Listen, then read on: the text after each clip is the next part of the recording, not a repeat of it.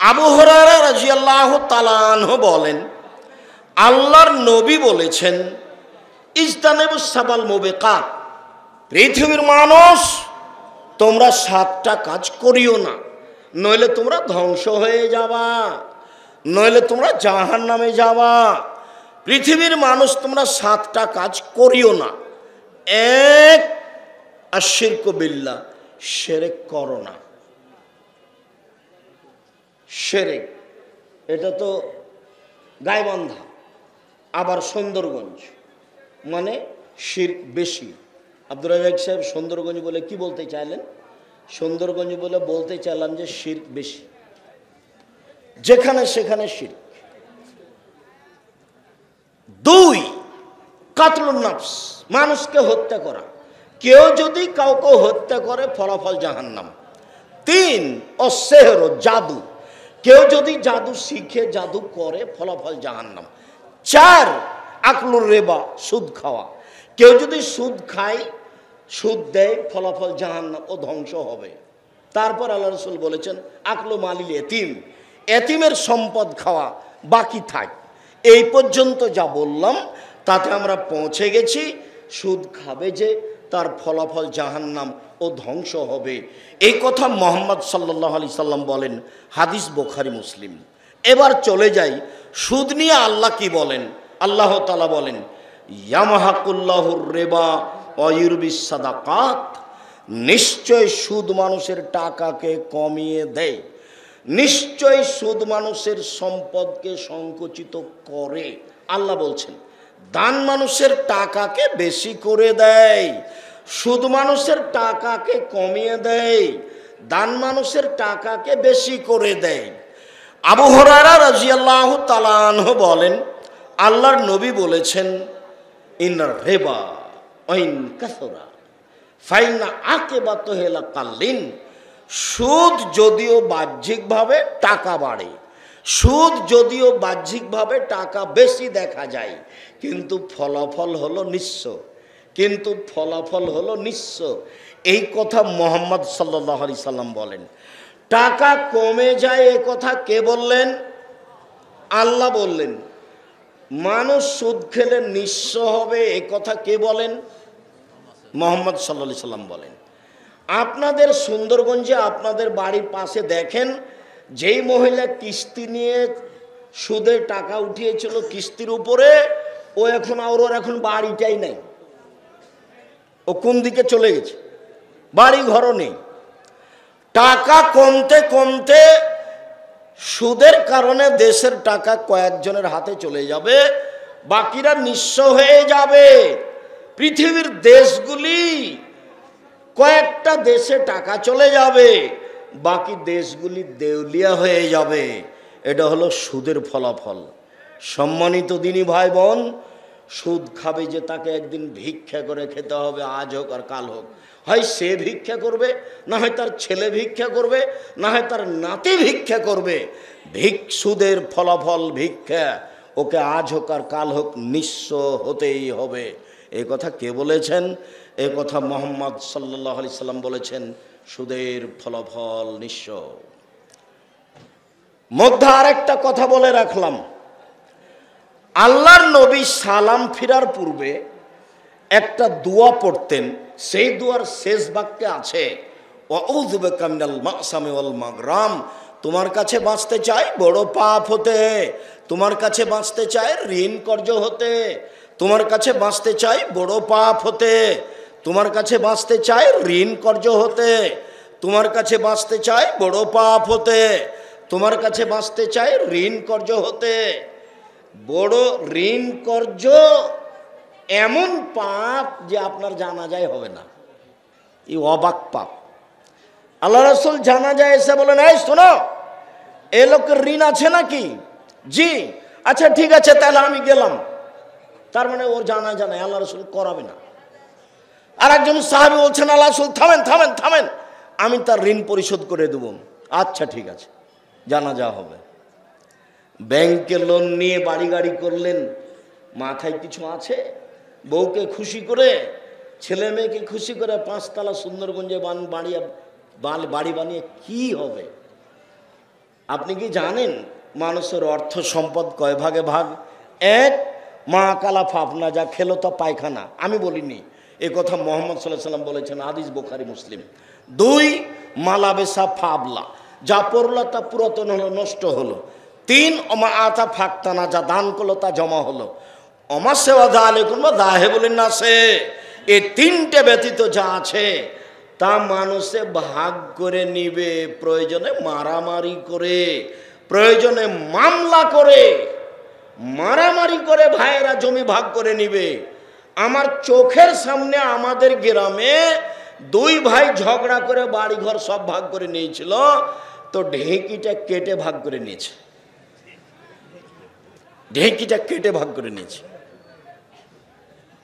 তো আপনি যে লোন নিয়ে বাড়ি করে গেলেন, আপনি কখনো কি বুঝতে পেরেছেন আপনার জানাজাই হবে না? আপনি লোনকে স্বাভাবিক মনে করেন? লোন নিয়ে ব্যবসা করতে গেলেন কেন? আমি তো শতদিন গাইবান্ধা জেলার লোককে সতর্ক করেছি। কখন সতর্ক করতে গেছি? যখনই আমি রংপুর, দিনাজপুর, লালমনিরহাট, নীলফামারী, কুড়িগ্রাম, পঞ্চগড়, ঠাকুরগাঁ, গাইবান্ধা, জয়পুরহাট, বগুড়া এলাকায় আসি, তখন এদের একটা দুর্বল গতি স্বভাবের কথা উল্লেখ করি। সেটা হলো এই, ছেলের বিবাহ দিলেই টাকা নেবে, যৌতুক নেবে। তখন আমি বলেছি, বাপ বেটা ভিক্ষা করে খাও, ভিক্ষা করে খাও। যদি গ্রামের লোক ভিক্ষা না দেয়, ওই যে গাইবান্ধার ট্রেন স্টেশনে যাও, মানুষের ভিক্ষা চাও, ভিক্ষা দিবে। ওই যে তোমার বাপের মুখের দিকে তাকিয়ে দেখো, কালো হয়ে গেছে, দেখো মানুষের টাকা নিবে কেন? হ্যাঁ, তোমার বাপকে যদি আমি কুকুর শ্রীগালের চেয়ে খারাপ প্রমাণ করতে না পারি, আমি আব্দুর রাজ্জাক বিন ইউসুফ বক্তব্য দেব না। আজকে সুন্দরগঞ্জ থেকে সালাম দিয়ে উঠে চলে যাবার জিন্দেগিতে আসবো না। আমি বক্তব্য শেষ করব, তোমার বাপকে নিয়ে আসছিও, এই যে আমি 50,000 টাকা নিয়েছি যৌতুক, আমার বাপকে কুকুর শ্রীগালের চেয়ে খারাপ প্রমাণ করেন তো দেখি কিভাবে। এখনই করছি। আল্লাহ বলছেন, বুঝেও বুঝে না ওরা অন্তর আছে, বুঝে না, দেখেও দেখে না ওরা চক্ষু আছে, দেখে না, শোনেও শোনে না ওরা কান আছে, শোনে না। উলায়েকা কালানাম, তারা পশু প্রাণীর মতো, তারা গরু ছাগলের মতো, তারা কুকুর শ্রীগালের মতো, ভালো মাজাল বরং তার চেয়ে খারাপ। টাকা নিতে হবে, যৌতুক তো হারাম।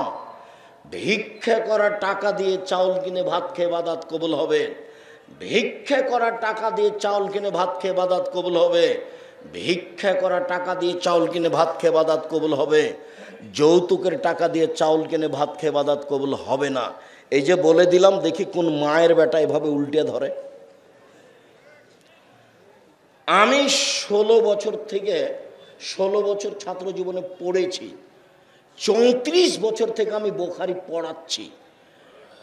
আমি 26 বছর থেকে ফতোয়া লিখি। 6 বছর থেকে আমি ফতোয়া বোর্ড পরিচালনা করছি। এই দীর্ঘ তদন্তে মেয়ের বাপের 10টা টাকা খরচ হবে বিবাহতে, এটা আমি প্রমাণ করতে পারিনি। সব টাকা খরচ হবে ছেলের বাপের। সম্মানিত দিনী ভাই বোন, বলছিলাম সুদ মহাপাপ, সুদ মহাপাপ। আল্লাহ তাআলা বলেন, অকালু ইন্নামাল বায়উ মিসলুর রিবা। ওই সময়ের ইহুদি খ্রিস্টান বলল, অবশ্যই সুদ ব্যবসার মতো। ওই সময়ের পত্তলিক বলল, সুদ ব্যবসার মতো, কেউ টাকা বাড়ে, ব্যবসাতেও টাকা বাড়ে, অতএব দুটাই সমান। সুদেও টাকা বাড়ে, ব্যবসাতেও টাকা বাড়ে, অতএব দুটাই সমান। আল্লাহ তাআলা বললেন, ভুল হিসাব, ওয়াহাল্লাহুল বাই'a ওয়া হাররামার রিবা। আল্লাহ তাআলা চিরদিনের জন্য সুদকে হারাম ঘোষণা করলেন আর ব্যবসাকে বৈধ ঘোষণা করলেন। পৃথিবীর মানুষ শুনে রাখুন, আল্লাহ তাআলা চিরদিনের জন্য সুদকে হারাম ঘোষণা করেছেন আর ব্যবসাকে হালাল ঘোষণা করেছেন। অতএব তাদের মন্তব্য ঠিক নয়। শুধু তাই নয়, ব্যবসার ব্যাপারে মুহাম্মদ সাল্লাল্লাহু আলাইহি ওয়াসাল্লাম বলেছেন, আত-তাজির আস-সাদিক ইয়াকুনু ইয়াউমাল কিয়ামাহ মা শুহাদা ওয়াস সিদ্দিকুন আল আম্বিয়া। যারা সত্যবাদী ব্যবসায়ী, তারা বিচারের মাঠে নবীগণের সাথে থাকবেন। কোথায় সুদ আর কোথায় ব্যবসা, কোথায় ব্যবসা আর কোথায় সুদ। ওরা বলল সুদেও টাকা বাড়ে, ব্যবসাতেও টাকা বাড়ে, অতএব দুটাই সমান সমান। সুদেও টাকা বাড়ে, ব্যবসাতেও টাকা বাড়ে, অতএব দুটাই সমান সমান। আল্লাহ তখন বললেন অসম্ভব, কখনো নহে। সুদ চিরদিনের জন্য হারাম, ব্যবসা চিরদিনের জন্য হালাল, এই কথা আল্লাহ বলেন। মুহাম্মদ সাল্লাল্লাহু আলাইহি সাল্লাম বলেন, পৃথিবীর মানুষ শুনে রেখো, সত্যবাদী ব্যবসায়ী যারা, সত্যবাদী ব্যবসায়ী যারা, সত্যবাদী ব্যবসায়ী যারা, তারা বিচারের মাঠে নবীগণের সাথে থাকবেন। আল্লাহ নবী আরো বললেন, ব্যবসা করতে গিয়ে কখনো কিছু টাকা পয়সা মাজলুম হিসাবে দেওয়া লাগতে পারে, কখনো মিথ্যে চলে আসতে পারে, কখনো কসম চলে আসতে পারে। আমি কসম করবো এটা খেয়ালই করিনি, চট করে বলছি আল্লাহর কসম এই টিস্যু এই বক্সগুলো আমার 20 টাকা করে নেওয়া আছে। চট করে আমি বলেছি আল্লাহর কসম এটা আমার 20 টাকা নেওয়া আছে, আমার কিন্তু আসলে কসমের খেয়াল ছিল না। এখন আল্লাহ রসুল বলছেন তিজারাত মাল কিদবাল হালাল, ব্যবসা মিথ্যা কথা চলে আসে এমনিতেই, কসম চলে আসে, ফাসুবহু বিসাদকা, তোমরা দান করে এটা মিটিয়ে দাও, তোমরা এটা দান করে মিটিয়ে দাও। যার করে না আমি বলেছি আপনাদেরকে টাকা ইনকাম করবেন কোটি কোটি অসহায় মানুষের পাশে দাঁড়ানোর জন্য। মানুষকে উঠাতে হবে, বসাতে হবে এই জন্য নয়, টাকা ইনকাম করবো কার পাশে দাঁড়ানোর জন্য? অসহায় মানুষের পাশে দাঁড়ানোর জন্য। টাকা দিয়ে জান্নাত কিনে নিব। আল্লাহ বলেছেন যে আমি টাকার বিনিময়ে জান্নাত তোমাদের কাছে বিক্রি করে দিলাম। যেখানে টাকা দিয়ে জান্নাত কিনা যায় আমি সেই কাজ করব, ওই জন্য পয়সা উপার্জন করি। সম্মানিত দিনী ভাই বোন, ব্যবসা আর সুদ দুটো এক নয়। মহান আল্লাহ বলেন, ইয়া আইয়ুহাল্লাযীনা আমানু লা তাকুলুর রিবা আযাফা মুযাফা, পৃথিবীর মানুষ তোমরা সুদ দ্বিগুণ শতগুণ হারে খায়ও না। পৃথিবীর মানুষ তোমরা সুদ দ্বিগুণ শতগুণ হারে খায়ও না। মহান আল্লাহ বলেন, ইয়া আইয়ুহাল্লাযীনা আমানুত্তাকুল্লাহ যারু মা বাকিয়া মিনার রিবা, পৃথিবীর মানুষ যারা পরহেজগার পুরুষ নারী শুনে রেখো, সুদের যত লেনদেন আছে সব ছেড়ে দাও, সুদের যত লেনদেন আছে সব ছেড়ে দাও।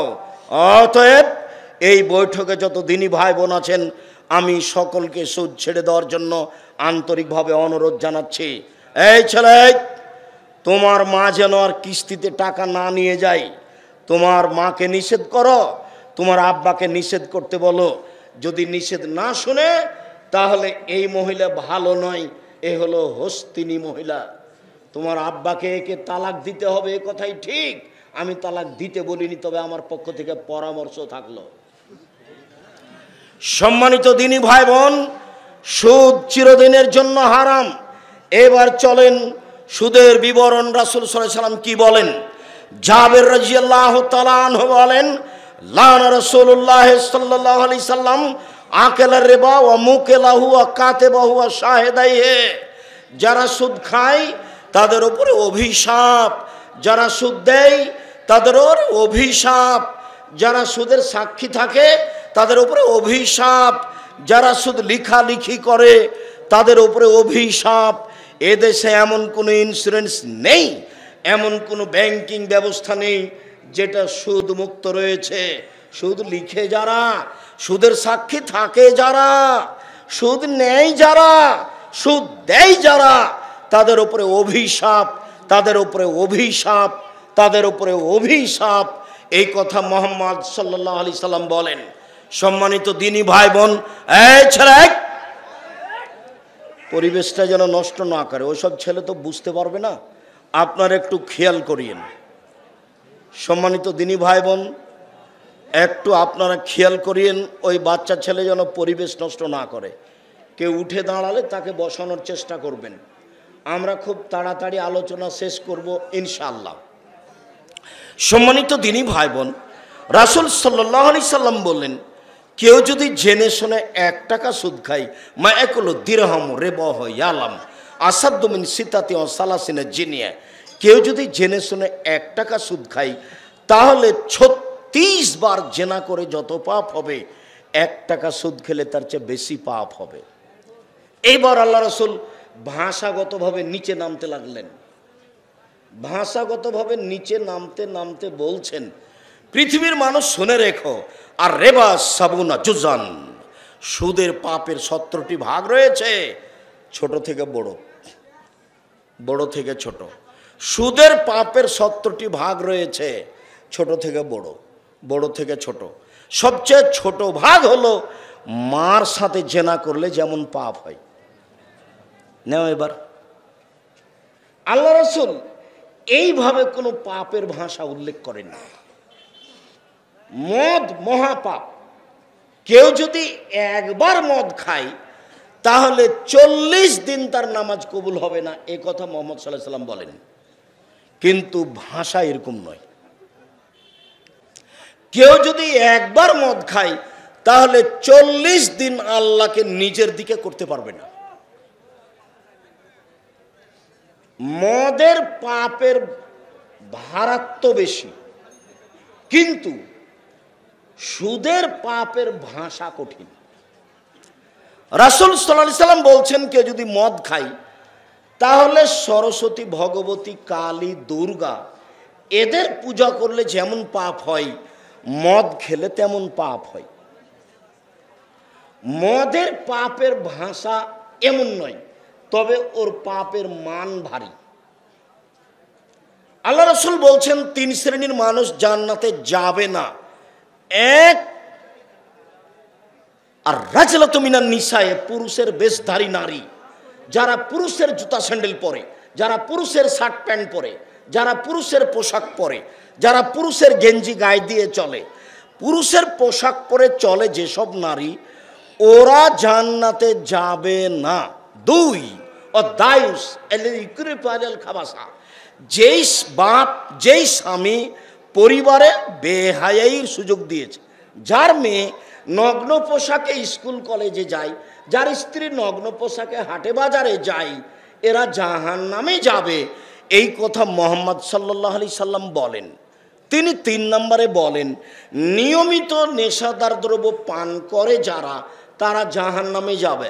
হ্যাঁ, নেশাদার দ্রব্য পান করে যারা, তারা জাহান্নামে যাবে, এ কথাই ঠিক। তওবা করলে যাবে না, এটাও ঠিক ইনশাআল্লাহ। কিন্তু তার পাপের মানটা এরকম নয়।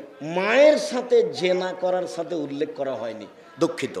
সম্মানিত দিনী ভাই বোন, একটু বলি, জেনা, কেউ যদি অবিবাহিত অবস্থায় জেনা করে তাহলে তাকে 100 লাঠি পিটিয়ে এলাকা থেকে 1 বছরের জন্য তাড়িয়ে দিতে হবে, তার নাম জেনা।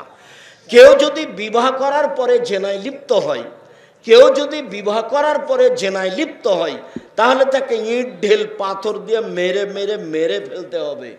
অন্তত বিবাহ করার পরে জেনায় লিপ্ত হলে তার বেঁচে থাকার কোনো সুযোগ নেই, এই কথাটা আপনার মনে থাকা ভালো হবে। এই দেশের হাজারো ভাবিকে ইট ঢেল পাথর দিয়ে মেরে ফেলতে হবে সরকারিভাবে। যারা দেবরের সাথে জেনায় লিপ্ত হয়েছে, এদেশের লাখো দুলাই ভাইকে ইট ঢেল পাথর দিয়ে মেরে ফেলতে হবে সরকারিভাবে। যারা শ্যালিকার সাথে জেনায় লিপ্ত হয়েছে, এদেশের লাখো পুরুষকে ইট ঢেল পাথর দিয়ে মেরে ফেলতে হবে সরকারিভাবে। যাদের স্ত্রী জাজল্য বাড়িতে আছে, এরপরেও অন্য মহিলার সাথে জেনায় লিপ্ত হয়েছে, এদেশের লাখো মহিলাকে ইট ঢেল পাথর দিয়ে মেরে ফেলতে হবে। যাদের স্বামী জাজল্য থাকার পরেও আরেকজন পুরুষের সাথে জেনায় লিপ্ত হয়েছে, এদের বেঁচে থাকার কোনো সুযোগ নেই। সম্মানিত দিনী ভাই বোন, এই ছেলেরা, এক খেলে চেয়ে থাকো, বিষয়টি স্পষ্ট করি। সুদের পাপ এত ভারী কেন? যদি জেনার পাপ এত ভারী হয়, তাহলে সুদের পাপ তার চেয়ে ভারী কেন? সুদ আবার কি জিনিস? সুদ খেলে সমাজ নষ্ট হয়, সুদ খেলে মানুষ নিঃস্ব হয়ে যায়, সুদ খেলে মানুষ ভিক্ষুক হয়ে যায়, যেটা আল্লাহ চায় না, যেটা নবী চায় না, যেটা সমাজ নেতারা চায় না। এর অনেক ক্ষতি। চলেন যায় 1 মিনিট দেখি। সম্মানিত দিনী ভাই বোন, রাসূল সাল্লাল্লাহু আলাইহি সাল্লাম বলেন, 3 শ্রেণীর মানুষকে হত্যা করা যায়, তবে 2 শ্রেণীর মানুষের বাঁচার পথ আছে। 1 শ্রেণীর মানুষের বাঁচার পথ নেই। 1, কোরআন মাজিদকে কেউ যদি বলে আমরা মানি না, কোরআন মানি না, তাহলে তাকে হত্যা করতে হবে সরকারিভাবে। ফাঁসির মঞ্চে নিয়ে যাওয়া হয়েছে, ফাঁস গলায় দেওয়া হয়েছে, ফাঁস টান টান। তখন বলছে ভুল হয়েছে, ভুল হয়েছে, আমার ভুল হয়েছে, কোরআন আল্লাহর বিধান, কোরআন আল্লাহর বিধান। তখন তাকে ফাঁসির মঞ্চ থেকে নামিয়ে নিতে হবে, তার ফাঁসি হবে না। 2 কেসাস, আপনি আমাকে হত্যা করেছেন, আমার বাপ মা আপনাকে হত্যা করে নেবে সরকারিভাবে, এর নাম কেসাস। আপনি আমাকে হত্যা করেছেন, আমার বাপ মা আপনাকে হত্যা করে নেবে, এর নাম কেসাস। আপনাকে ফাঁসির মঞ্চে নিয়ে যাওয়া হয়েছে, ফাঁস গলায় দেওয়া হয়েছে, আমার বাপ মা চিল্লাচিল্লি করে বলছে না না মাফ করে দিলাম, মাফ করে দিলাম, আমরা কেসাস নিব না, আমরা কেসাস নিব না, মাফ করে দিলাম। তাকে ফাঁসির মঞ্চ থেকে নামিয়ে নিতে হবে। 3 শ্রেণীর মানুষকে হত্যা করতে হয়, 2 শ্রেণীর মানুষ বেঁচে গেল, বাঁচার পথ আছে। এখনো 1 শ্রেণীর মানুষ বাকি আছে, তাহাজ্জুদ পড়লেও, হজ করলেও, তাহাজ্জুদ পড়লেও, হজ করলেও, তাসবিহ তাহলিল করলেও, কোরআন তেলাওয়াত করলেও, বিবাহ করার পরে যদি জেনায় লিপ্ত হয় তাহলে তাকে সরকারিভাবে হত্যা করতে হবে। এ কথাই ঠিক। পৃথিবীতে তার বেঁচে থাকার কোনো পথ ঘাট নেই। এক খেলে চেয়ে থাকো, আমার দিকে চেয়ে থাকো। সম্মানিত দিনী ভাই মুরব্বী, আপনাকে আমি অনুরোধ করছি আমার দিকে চেয়ে থাকবেন, আর স্টেজে কোনো মানুষ প্রয়োজনীয় কথা বলবেন না। আপনাদেরকে আমি অনেক ভালোবাসি, আমি যখন কথা বলি তখন আপনি নিজের কথার দাম দিয়েন না। আমার কথার দাম আপনার কথার চেয়ে কয়েক কোটি টাকা বেশি। আপনাকে তো আমি বলেছি মা মারা গেলে এখন মাটি দেওয়ার কথা হবে না, শুনে থাকতে হবে, কথা শেষ হবে মাটি দিতে হবে। কি এটা হলো ফরজ, এটা হলো ফারজে কিফায়া। কোনো প্রয়োজনীয় কথা এখানে নিয়ে আসবেন না, এ কথাই ঠিক। সম্মানিত দিনী ভাই বোন, এই ছেলেরা একদিকে চেয়ে থাকো। যা তেমরা তুমি গ্রামে দিয়ে, গ্রামের সম্প্রদায়ের একজন মহিলা আসলো, এসে আল্লাহ রসুলকে বলছে তাহিরুনি ইয়া রাসূলুল্লাহ, আল্লাহ রসুল আমাকে পবিত্র করেন। তখন আল্লাহ রসুল বলছেন ইরজেই, বাড়ি ফিরে যাও, আস্তাগফিরুল্লাহ, তওবা করো, ক্ষমা চাও, ও তুবি ইলাইহি, তার কাছে তওবা করো, পাপ ক্ষমা হয়ে যাবে। তখন মহিলা বলছে আতুরাতাদুনি কাবারাতাদা মাইজুবনে মালিক। ও মাইজুবনে মালিকের বিচার করেননি, ওকে ফিরিয়ে দিয়েছিলেন, সেইভাবে কি আপনি আমাকে ফিরিয়ে দিতে চাচ্ছেন? না হবলা মিনাজ জেনা, আমার পেট উঁচু হয়েছে অবৈধ সন্তানে, আমার পেটে অবৈধ সন্তান আছে, আমি ফিরে যাব না, আমার বিচার করে দেন। তখন আল্লাহ রসুল দৃশ্য দেখে বলে ইরজেই ফরদেই হে, ইরজেই হাত্তা তালে দিয়ে, তুমি বাড়ি চলে যাও, যেদিন তোমার বাচ্চা হবে সেদিন আসে বিচার করে দিব।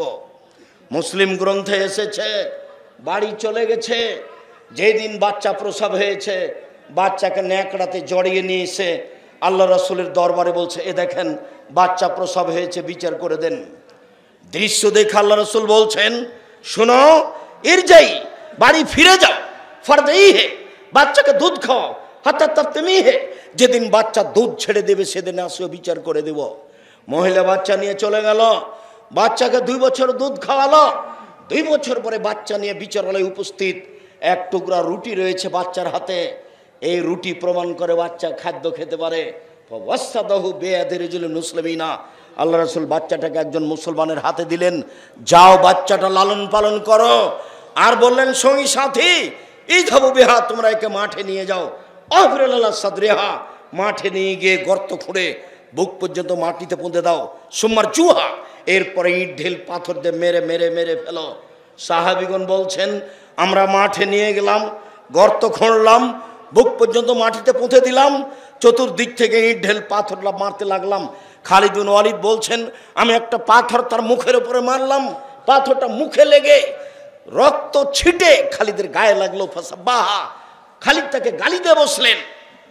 তখন আল্লাহ রাসূল বললেন মাহলে রে খালিদ, খালিদ থামো, তুমি একে গালি দিও না, লাকাত তাবা তাওবাতান আল্লাহ তাবা সাইবা মাগফিরান গফিরা লাহু। এই মহিলা এত ক্ষমা ভিক্ষা চেয়েছে, এই মহিলা আল্লাহর দরবারে এত ক্ষমা চেয়েছে। এরকম ক্ষমা যদি বড় থেকে বড় পাপী চাই তাহলে তার পাপ ক্ষমা করা হবে। খালিদ, একে গালি দিও না। এর তওবা যদি মদিনার সব পাপীকে ভাগ করে দেওয়া হয় সবার পাপ ক্ষমা হয়ে যাবে, একে গালি দিও না। আল্লাহ রাসূল তার জানাজা করলেন, তার কাফন দাফন করলেন, তার পাপ ক্ষমা হয়ে গেছে ঘোষণা দিলেন। তার পাপ ক্ষমা হয়ে গেছে ঘোষণা দিলেন, তারপরে তার জানাজা করলেন, তারপর কাফন দাফন করলেন, সব কিছু করলেন। পৃথিবীর এত বড় মানুষ একটু বলতে পারলেন না, যাও তোমার পাপ ক্ষমা হয়ে গেছে, তোমার বিচার হবে না, এই কথা তিনি বলতে পারলেন না। কেন? উপর থেকে ফায়সালা আছে, বিবাহ করার পরে জেনায় লিপ্ত হলে তার বেঁচে থাকার কোনো পথঘাট পৃথিবীতে নেই। জান্নাতের গেটে বড় অক্ষরে লেখা আছে, সর্বপ্রথমে যিনি জান্নাতে প্রবেশ করবেন তিনি হলেন মুহাম্মদ সাল্লাল্লাহু আলাইহি সাল্লাম। পৃথিবীতে এত পাওয়ারফুল মানুষ কেউ জন্ম নেয়নি, কিয়ামত পর্যন্ত কেউ জন্ম নেবে না।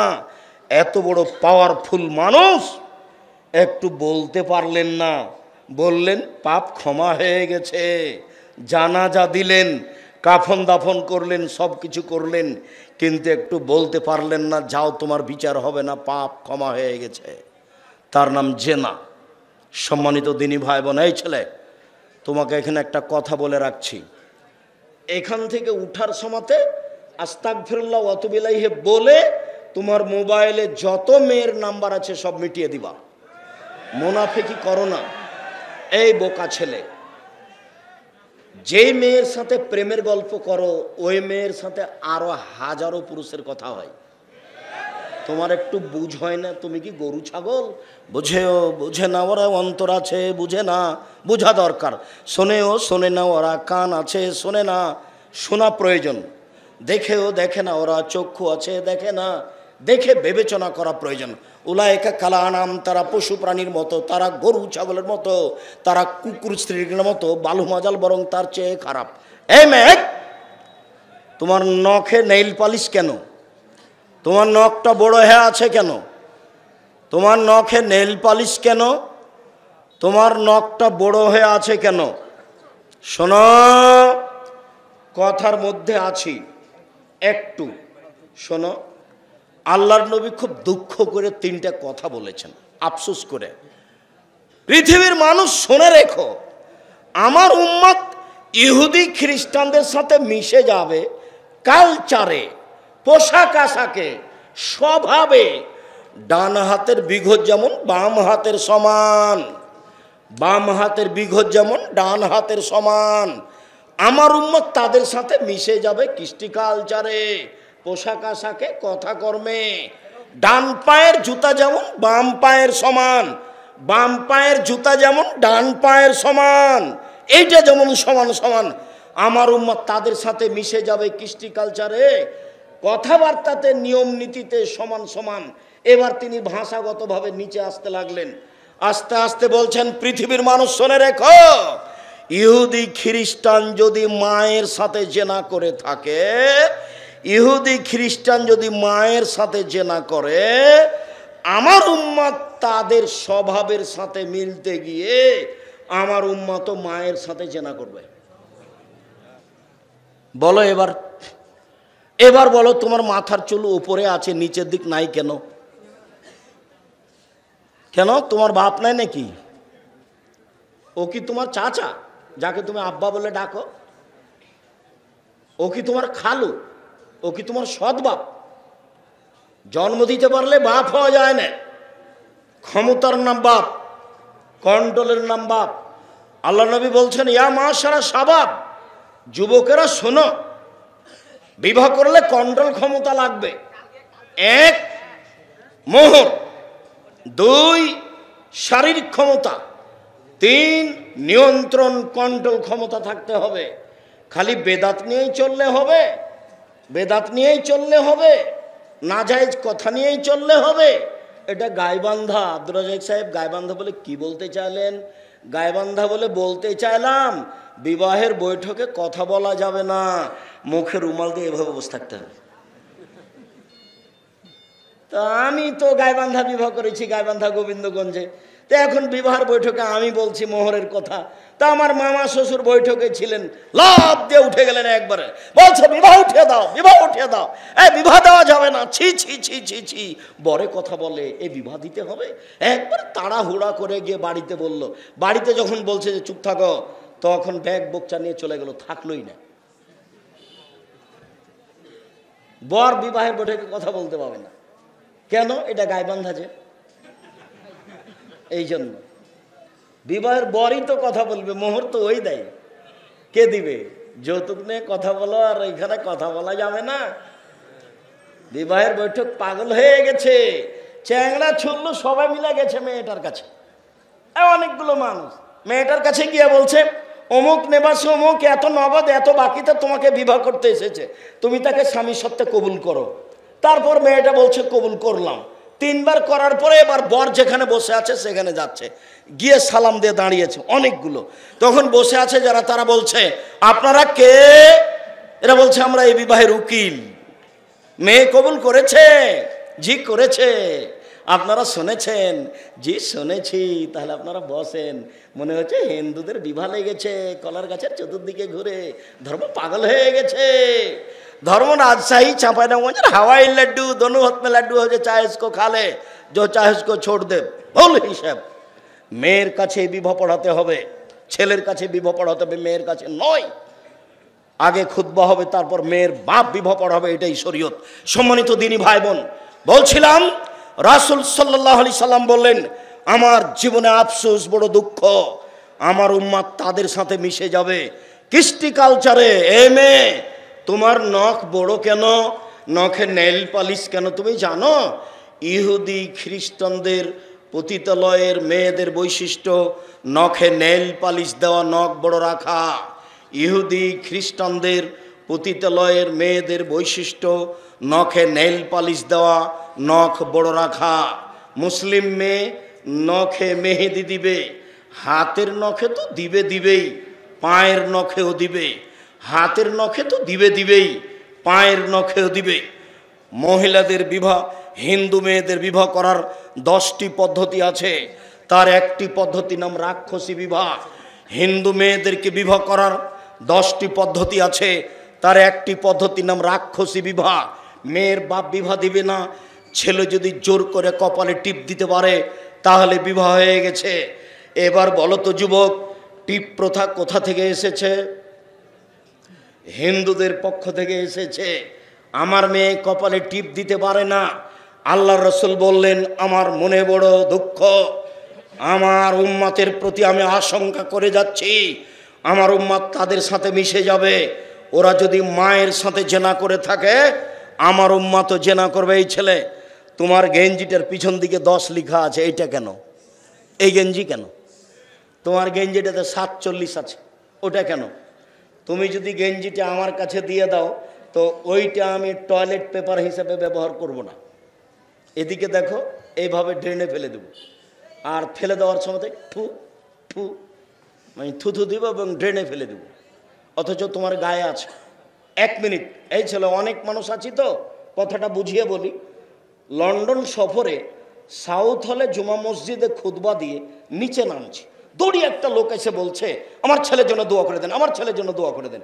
তা আমি মাথায় হাত দিতে দেখছি 3টা দাগ হয়ে আছে এদিকে, এইভাবে দাগ। তা আমি অবাক হয়ে গেলাম, তাহলে এর মা চুল ছেঁটে দিচ্ছিল, ব্যাপারটা কি? এর মা মনে হয় চুল ছেঁটে দিচ্ছিল, ছেলে নিবে না, তাই এরকম হয়ে গেছে। তা আবার আমি নামে ঘুরে দেখতে চুল ছাঁটা সাইনবোর্ড আছে, তো সাইনবোর্ডে 3টা এইভাবে দাগ দেওয়া আছে। তখন আমি বলছি ইন্না লিল্লাহি ওয়া ইন্না ইলাইহি রাজিউন। তাহলে ওই যে দাগ দেখা যাচ্ছে কেঁচির, আপনার ছেলের মাথায় সেটাই হেসে উঠেছে। তখন আমি বলছি, দেশে পয়সা উপার্জন করতে এসেছি, ধর্ম বিক্রি করতে আসেনি। পয়সা উপার্জন করতে এসেছি, ধর্ম বিক্রি করতে আসেনি। আগামীকাল সন্ধ্যা হতে হতে তুমি তোমার মাথার চুল সমান করে নাও। ওটা খ্রিস্টানদের নীতি, ও তো এক খেলোয়াড়ের, ও তো ব্রাজিলের। খেলোয়াড় ব্রাজিল খেলে কাতারে, আর তুমি পাগল হয়ে যাও তাদের নীতিতে। সম্মানিত দিনী ভাই বোন, ভুল হিসাব। রাসূল সাল্লাল্লাহু আলাইহি সাল্লাম সুদের ব্যাপারে যা বললেন এটাই চূড়ান্ত। সুদ চিরদিনের জন্য হারাম।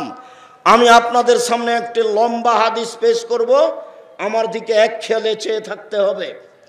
আর আমি আঁচ করছি যে আমার পূর্বে যিনি কথা বলছিলেন, তার পূর্বে যারা কথা বলছিলেন, কেউ এই যে খরচ আছে, খরচের কথা কেউ বলতে পায়নি, সবাই ব্যস্ত, না জানি কি হয়।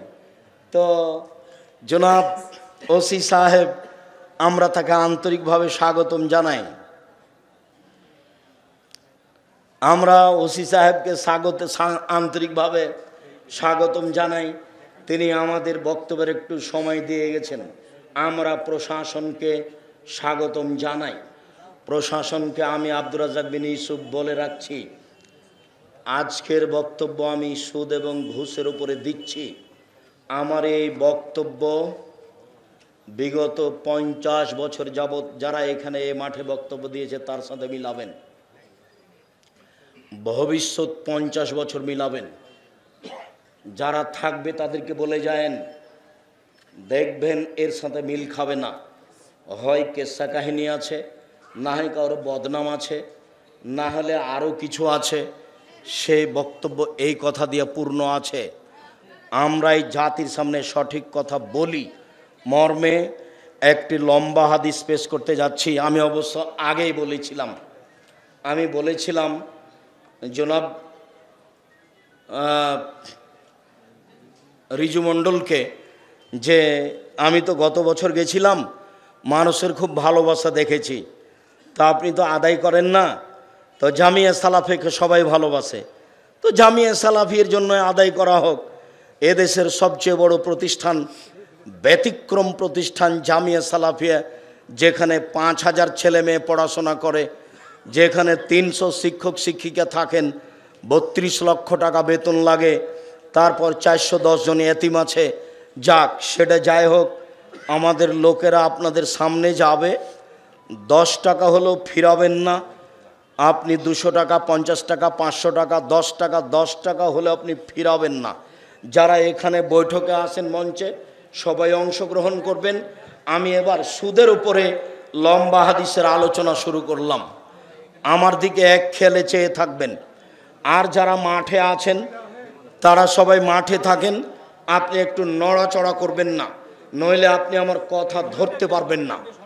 সম্মানিত দিনী ভাই বোন, সুদ মহাপাপ, সুদের ফলাফল জাহান্নাম, সুদের ফলাফল নিঃস্ব। আমার দিকে চেয়ে থাকেন, আমি একটা লম্বা হাদিসের অনুবাদ আপনাকে শোনাই, যার একটা অংশে থাকবে সুদের কথা। শামর ইবনে জুনদুব রাদিয়াল্লাহু তাআলা আনহু বলেন, আল্লাহর নবী ফজরের সালাত আদায় করার পরে আমাদের মুখামুখি বসে বলতেন,